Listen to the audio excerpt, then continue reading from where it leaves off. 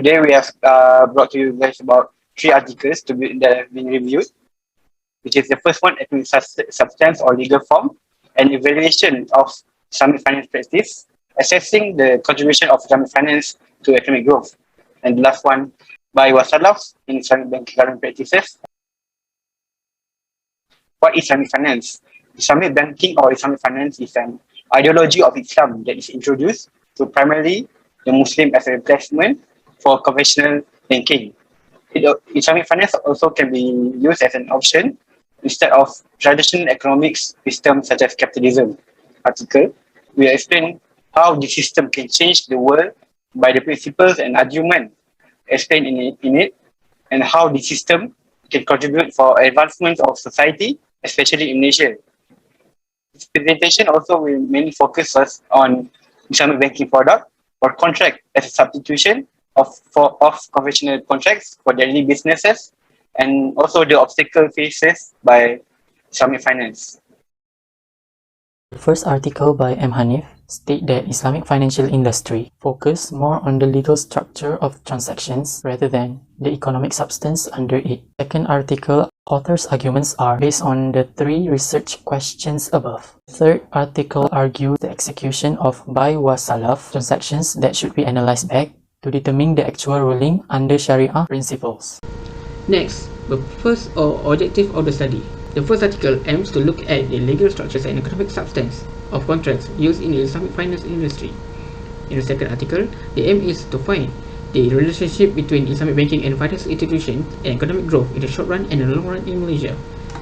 In the third article, the aim is to analyze the issues of buy or salaf transactions according to jurists and scholars. In the first article, murabaha, ijarah, diminution musyarakah, sukuk and mudarabah contracts were chosen to be tested against the Islamic financial system theory. In the second article, the method used is a time series test such as autoregressive distributed lag, vector error correction model and variance decompositions. In the third article, authors employs a qualitative approach to understand the difficulties surrounding buy and salaf by evaluating and analyzing relevant literature and operational structures. Next, we will move to the analysis and findings for the 3 articles. For the first article, the author find that Islamic financial institution contracts found to be legal but not economic in substance.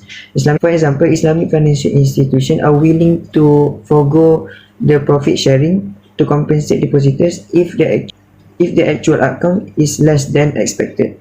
For the second article, the author analyzed that the paper empirically explored the short and long run relationship between Islamic banking and finance institution and economic growth in Malaysia. For the last article, the author analyzed that buy or salaf in the existing Islamic finance market is not prohibited as long as the transactions are independent and not conditional upon each other. It is permitted according to Imam Al-Mawardi.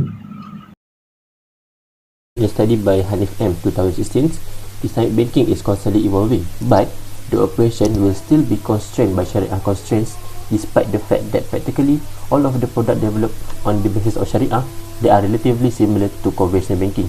Also, Islamic banking was still being the second choice as the rate of profit provided is limited by the Sharia law because some conventional operation is deemed as forbidden by Islam. Next, in a study by Majid MSA and Kasim SH 2015, their research is only focused their analysis on the role of IBFIs in the Malaysian economy and not the financial sector as a whole, making the findings of the study indicative but inconclusive for the entire financial sector in the country.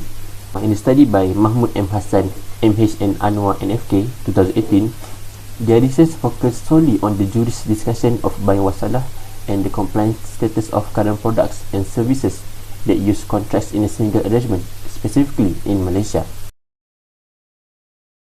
Article by Hanif M. 2016 is Islamic finance principle has the effect of discouraging the use of time value of money in the traditional banking sense. Study by Majid MSA and Kasim SH 2015, continuous effort should be undertaken to promote the development of the Islamic banking industry due to its significant contribution to Malaysia's economic growth.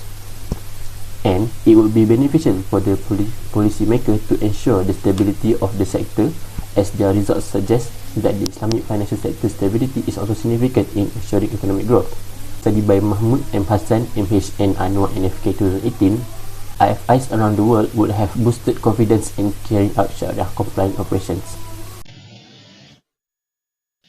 It can be concluded that these three articles have provided outstanding elaboration on each specific subject, backed up by clear and exact analysis and findings relevant to the study. We believe that these Islamic finance practices can be developed successfully in the future, especially in Malaysia, as long as significant limitations mentioned earlier are addressed. As a result, Islamic banking institutions must address any issues that arise in order for Islamic finance to remain viable and to sustain the market.